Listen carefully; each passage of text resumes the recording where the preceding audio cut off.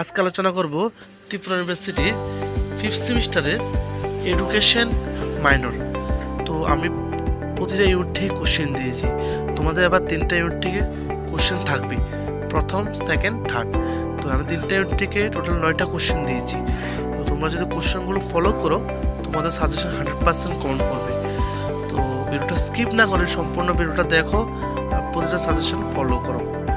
আর তোমাদের মধ্যে কারো যদি নোটসের প্রয়োজন হয় তাহলে ভিডিও শেষ আর ডিসক্রিপশনে আমার নাম্বার দেওয়া আছে, আমার সাথে কন্ট্যাক্ট করতে পারো, হোয়াটসঅ্যাপে বা কল করতে পারো। তো ভিডিওটা সম্পূর্ণ দেখো,